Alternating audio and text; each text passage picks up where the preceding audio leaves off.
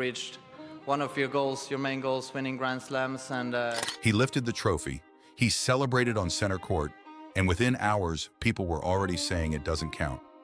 Jannik Sinner just defended his Wimbledon title, world #1, back-to-back champion. And instead of pure celebration, his own team was forced to step in front of the cameras and defend him, because one name was missing from that draw, and fans have not stopped talking about it since. Carlos Alcaraz. Stick around, because what Sinner's camp just said about this criticism is stirring up one of the biggest debates in tennis right now. Let's rewind to center court. Sinner walks out to face Alexander Zverev in the final. 3 hours and 46 minutes later, he's on his knees. Another Wimbledon trophy in his hands. 6-7, 7-6, 6-3, 6-4. His 5th Grand Slam title. His 2nd straight at the All England Club. By every measure, that should be the end of the story. A champion crowned, a dominant season confirmed, except it wasn't the end of the story. Because almost immediately, a different conversation started taking over timelines and comment sections everywhere. Carlos Alcaraz wasn't there. Out since April with a serious wrist injury, Alcaraz missed the entire clay and grass season, including Roland Garros and this Wimbledon. And the second Sinner lifted that trophy, a wave of fans and pundits started asking the same pointed question. Does this title actually mean what we think it means, if the man who's beaten Sinner in some of the biggest finals of his career wasn't even in the draw? That question got loud enough that Sinner's own camp couldn't ignore it anymore. Let's be clear about what's actually being said here, because it's not coming from nowhere. Sinner and Alcaraz have played each other 17 times across 5 years. Some of the biggest, most unforgettable finals in recent tennis history have gone through both of them. And when one half of that rivalry is missing from a Grand Slam draw, it changes the entire complexion of the tournament, whether people want to admit that or not. Critics online didn't hold back. The argument spread fast. Sinner's path to this Wimbledon title ran through Kekmanovic, Borges, Brooksby, Mochizuki, Struff, Djokovic, and Zverev. Tough names, real matches. But not the one name that's given Sinner his hardest, most physically demanding battles over the last 2 years. And once that argument caught fire, it didn't stay in the comment sections. It reached the people actually inside Sinner's team. That's when Sinner's fitness coach, Marco Santopadre, decided enough was enough. Speaking to Italian media, Santopadre didn't dodge the question. He addressed it directly. He said people need to learn to accept that even the best player in the world has ups and downs, reminding critics that Sinner needed 5 sets just to get past Kekmanovic in the first round, and pointing to previous, tougher losses earlier in his career as proof that nothing about this run was some guaranteed formality. But then he said the part that really got people talking. He said everybody misses Carlos, especially Sinner himself, because Sinner only manages to find his absolute best tennis when Alcaraz is standing across the net from him. Read that again. That's not Sinner's team dismissing the criticism. That's Sinner's own camp basically admitting the rivalry pushes him somewhere no other opponent can. The moment that quote went public, tennis fans split into 2 very loud camps. One side jumped on it immediately, saying this was basically a confession, that even Sinner's own team knows this title comes with a mental asterisk next to it, because the toughest opponent on the planet simply wasn't in the building. The other side pushed back just as hard. Fans pointed out that Sinner didn't get to choose who shows up healthy and who doesn't.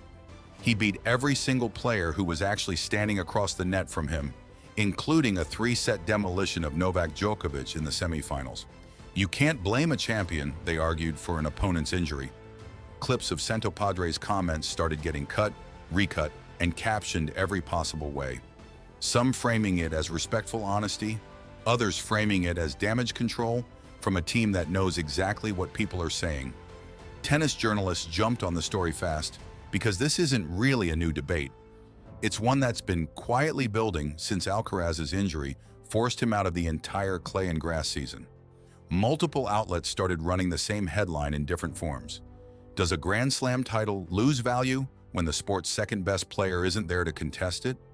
It's the exact same argument that's followed other champions throughout tennis history whenever a rival goes down with injury at the wrong moment. And that's really what makes this story so interesting. This isn't fans attacking Sinner. Most people agree he's the best player in the world right now, full stop. The real divide is over something much bigger: what actually makes a title complete. Is it about beating whoever's in the draw? Or is it about beating your true rival on the biggest stage when it matters most? That question doesn't have a clean answer, and that's exactly why this story isn't going away anytime soon. Let's actually sit with the critics' argument for a second, because it's not as unreasonable as some fans want to make it sound. Head-to-head history matters in tennis. It's part of how we measure eras. When people talk about the big three, they don't just talk about how many titles Federer, Nadal, and Djokovic won separately. They talk about what happened when they played each other in finals on the biggest stages. That's what built the legend of that rivalry. Sinner and Alcaraz are being built into that same kind of story right now. 17 meetings in 5 years. Instant classics. So when one of the two biggest matchups in the sport is missing from the final chapter of a Grand Slam, it's fair to at least acknowledge that something feels incomplete about it, even if Sinner himself did absolutely everything right. But here's where the argument starts to fall apart. Sinner didn't skip anyone. He didn't get a bye past a tough opponent. He played 7 matches across 2 weeks against the actual players who showed up healthy and ready to compete, including grinding through a 5-set opener and completely dismantling a 39-year-old Djokovic, who many people picked to make the final in straight sets in the semis.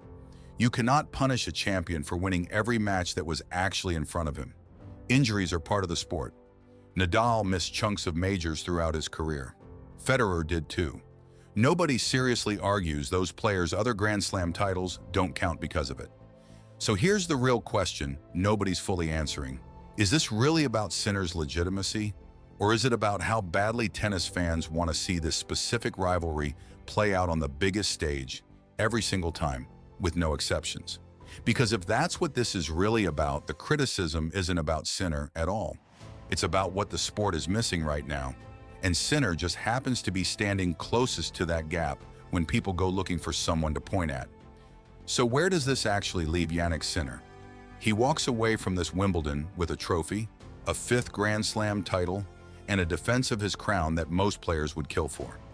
But he also walks away from it with his own team publicly admitting what everyone already suspected, that somewhere in the back of his mind, even in the middle of a dominant tournament, there's a version of this run that only feels complete with Carlos Alcaraz standing across the net. That's not a weakness. If anything, it's proof of just how much this rivalry means, not just to fans, but to the players living inside it. Sinner didn't ask for Alcaraz to get hurt. He didn't ask for this debate. All he did was win every single match put in front of him, the same way champions are supposed to. But until these two are standing on opposite sides of the net in a Grand Slam final again, this conversation isn't going anywhere. Every title one of them wins without the other will keep getting picked apart the exact same way. So here's what we want to know from you. Do you think Sinner's Wimbledon title is just as legitimate as any other Grand Slam? Or does Alcaraz's absence genuinely take something away from it? Drop your take in the comments, because this comment section always gets heated, and we want to see both sides argue it out. If you think this title counts, no questions asked, smash that like button. If you think it comes with an asterisk until these two meet again, let us know why down below. And if you don't want to miss the next chapter of this rivalry, because Alcaraz is already confirmed to return this August, and you know exactly what everyone's going to be talking about the second these two share a court again, make sure you're subscribed with that notification bell turned on. Thanks for watching. This has been Tennis, your channel name, and we'll see you in the next one.